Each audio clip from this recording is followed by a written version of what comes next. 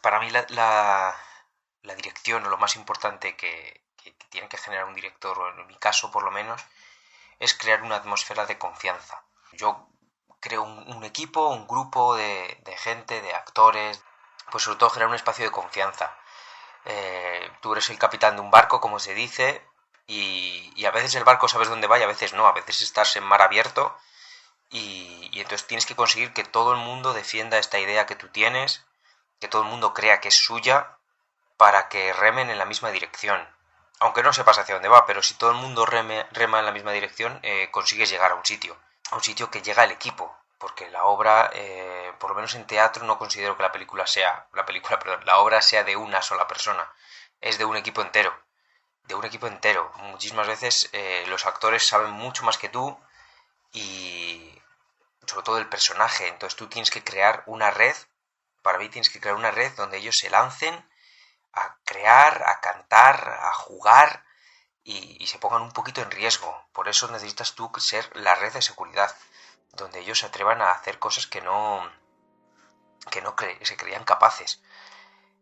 Creo que las fórmulas que no están obsoletas son los directores que gritan, los directores que critican, que exigen desde... No, pero mira cómo se hace, mira cómo se hace. O se ponen ellos a demostrar, ¿no?, todo lo que saben. No, yo no sé nada.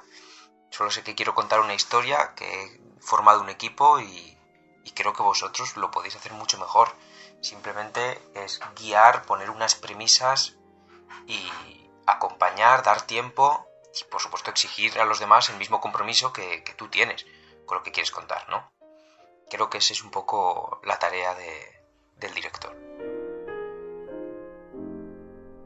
La voz de la troyana. Pero por fin, ¿hacia dónde las tiro? ¿Hacia atrás o hacia adelante? No se ponga usted así conmigo, no lo digo para molestarle. Capitán, me encuentro muy solo. ¿No podría enviarme a un compañero? Aunque sea la cabra. A sus órdenes, mi capitán.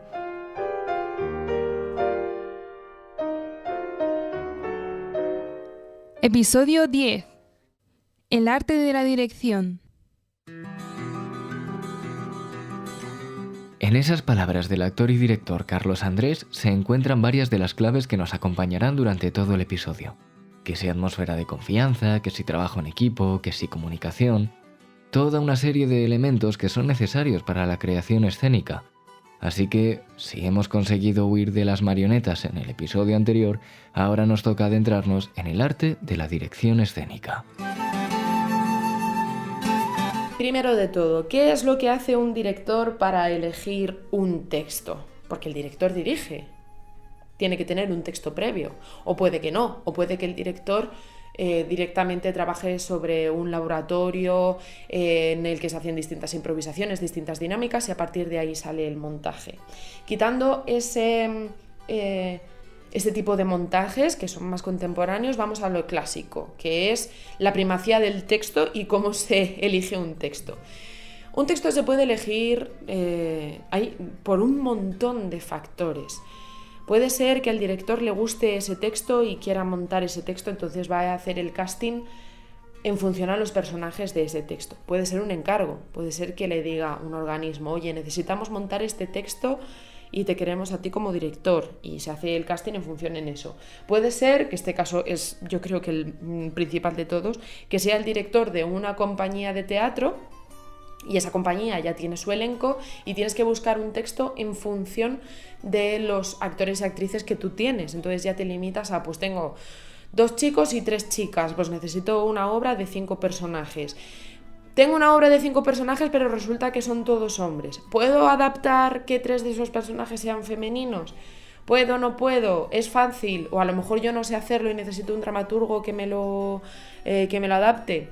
Todo ese tipo de cosas. Elegir texto no es tan sencillo como parece, a no ser que te lo den todo hecho de, mira, es este elenco, es este texto, adelante. Respecto a la dirección, yo puedo hablar un poco de cuál es mi metodología a la hora de trabajar.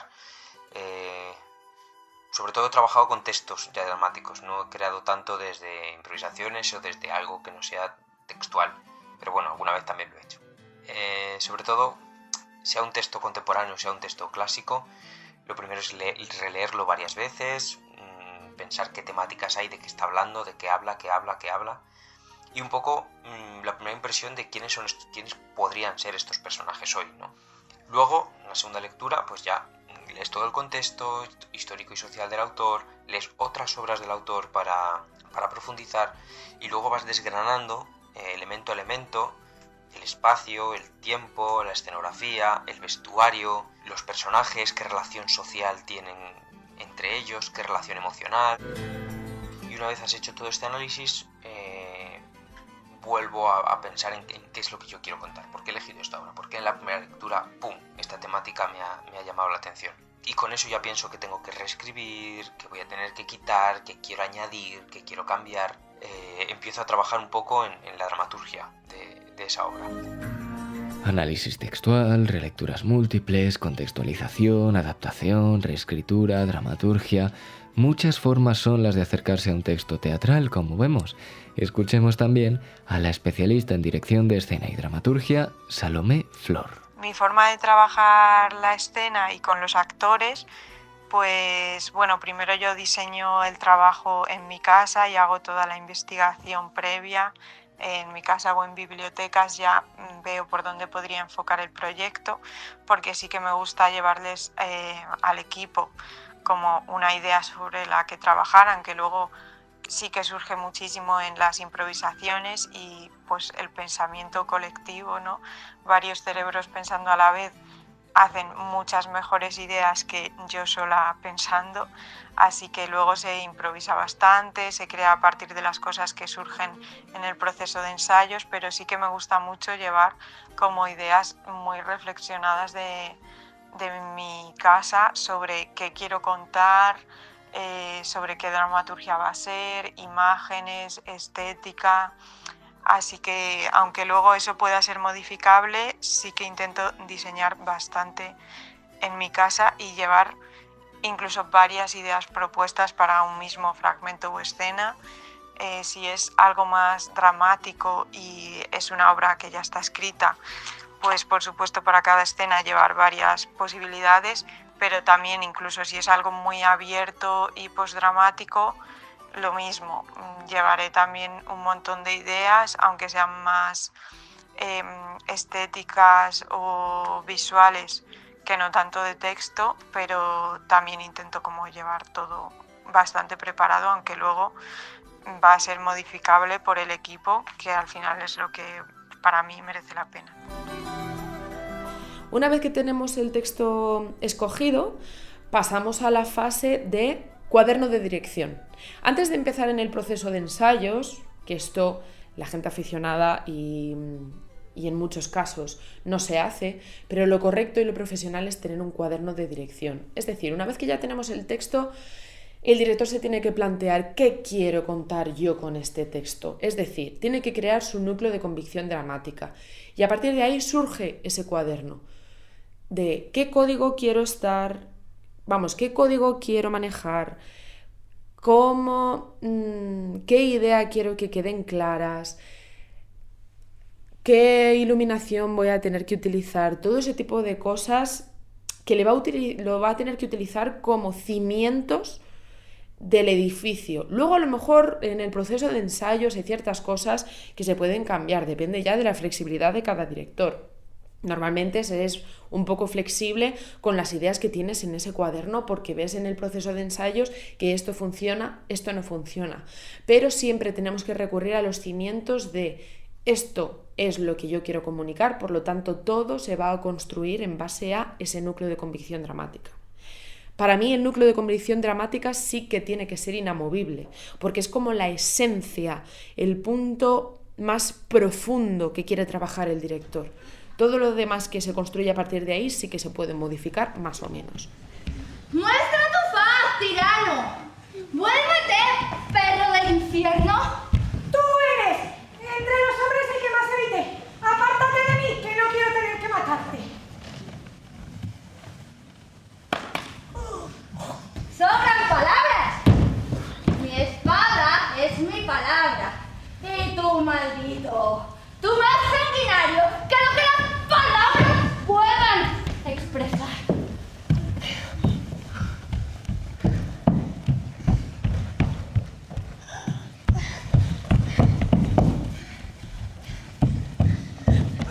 No malgastes tus fuerzas. Más fácil te sería herir al viento invulnerable con tu acero afilado que hacer que yo sangrase. ¿Ah, sí? Vale. Tú ganas. ¿Ah, sí? Sí. Ah, vale.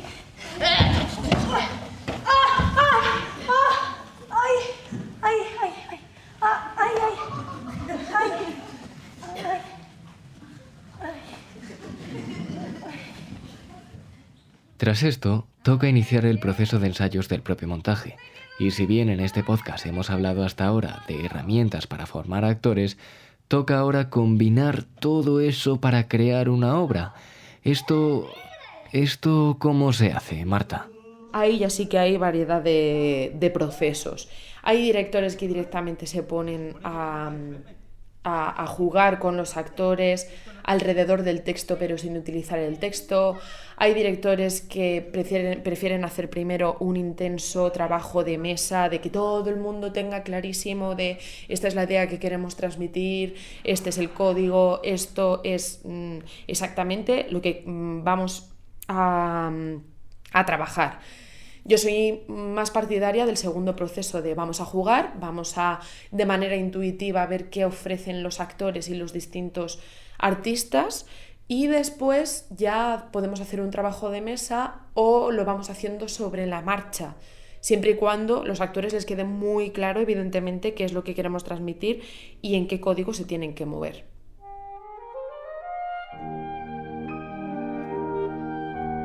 Y después del proceso de ensayos, pues ya vienen los ajustes. Muchas veces esos ajustes tienen que ver con el espacio en el que se van a mover. Por ejemplo, vamos a hacerlo en este teatro y resulta que este teatro es más grande o mucho más pequeño de donde hemos estado ensayando. Y después de los estrenos y de los distintos bolos también se pueden hacer distintos ajustes, porque no es lo mismo interpretar entre nosotros que interpretar ante un público. El público muchas veces te va a decir qué es lo que está funcionando y qué es lo que no está funcionando. No hace falta que te lo digan explícitamente, eso se ve. Muchas veces en una obra de teatro se ve qué es lo que está funcionando y qué es lo que no está funcionando ante público. Y entonces muchas veces después de eso lo profesional también es hacer pequeños ajustes en torno a lo que se ve que funciona y lo que no funciona. E incluso hay muchas veces que hay cosas que dejan de funcionar porque están quemadas, porque están pasadas.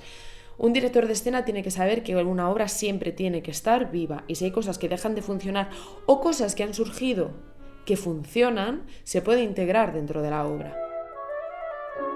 Y con todo esto que estamos hablando, fijaos en este bonito descubrimiento de la dirección y la dramaturgia, la creadora escénica Ana Ruth Serrano. Pues tengo dos razones por las que decidí estudiar dirección y dramaturgia. La primera fue que cuando yo estaba estudiando interpretación y estaba en segundo curso, por circunstancias de la vida, pues tuve una lesión y entonces no pude estar durante un tiempo participando de manera activa en el trabajo de clase. Ese tiempo fue para mí un descubrimiento absoluto, porque no solo el observar te da pues cierta perspectiva de la obra o de las escenas, del trabajo que se está haciendo, sino que empecé a cultivar en poco tiempo la sensibilidad que ya tenía, o sea, ya venía con ella de fábrica, digamos, pero empecé a cultivarla más. Y entonces empecé a ser consciente de que el arte dramático, las artes escénicas, me ofrecían algo más que actuar, sino la capacidad de poder crear un mapa. No sé cómo decirlo, pero sí es como un mapa de ruta, que es la obra de teatro, y que tiene muchísimos caminos, pero depende mucho también de cómo tú ves el mundo, de cómo lo percibes, de cómo te relacionas con él, el que tú empiezas a crear, ¿no? Y empiezas a relacionarte con el texto, con la acción, con todos los elementos escénicos que forman parte de las artes escénicas.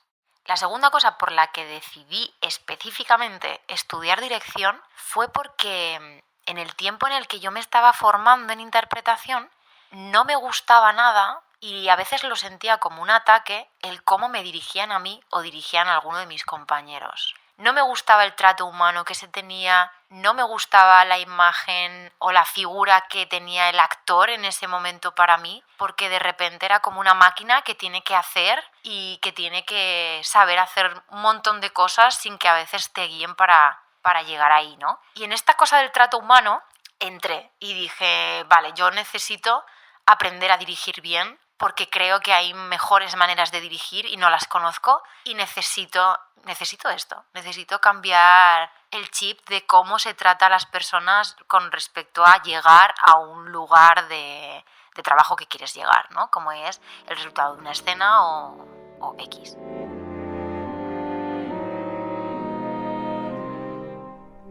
Hoy en día ocurre una cosa curiosa con las nuevas tecnologías, y es que la innovación en la escena, como las proyecciones, conseguir luces con colores que antes eran imposibles, ahora ya he visto un foco que da luz marrón, por ejemplo, eso yo creía que era imposible, o incluso luces que generan distintas texturas, e incluso montajes que ya se empiezan a hacer con gafas 3D de realidad virtual.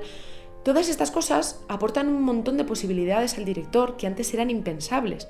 Sin embargo, muchas veces lo que consiguen es que el espectáculo esté menos vivo, porque perdemos la esencia del teatro, del rito, de la comunión, de contar algo que nos conmueva o el poder de lanzar un mensaje potente, porque nos empezamos a liar con todas estas nuevas tecnologías y nos centramos más en la forma y perdemos esa base del teatro, que da algo súper espectacular y que la gente muchas veces puede decir ¡wow!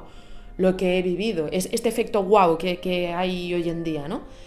Pero yo creo que es uno de esos momentos de micromodas en el que todo esto funciona por lo sorprendente y por lo novedoso, pero que va a tener su decadencia. Yo siempre he sido de la idea de que el teatro necesita actores y espectadores para verlo, y que todo lo demás es accesorio. Hay cosas que son indispensables porque refuerzan la idea que el director quiere contar, pero hay que justificar muy bien todo lo que hay que meter en escena.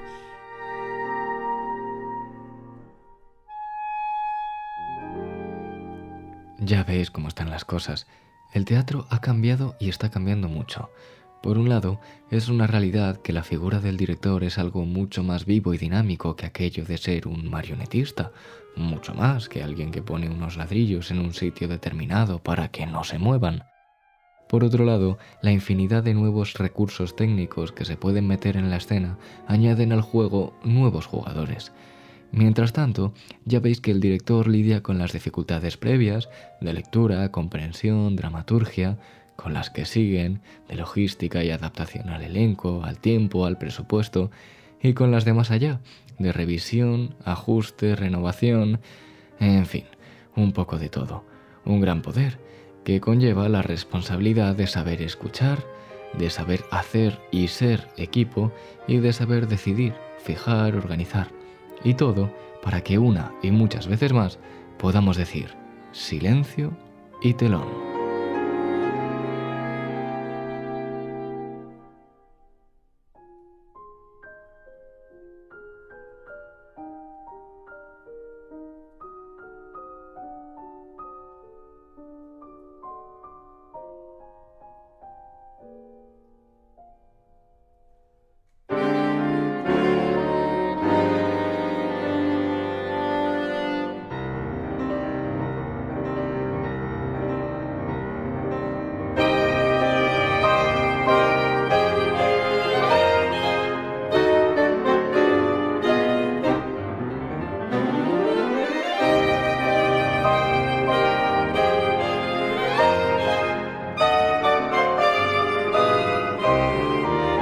La voz de la Troyana, un podcast dirigido por Marta Igelmo y Andrés Maldonado. Dirección musical Irene Sánchez.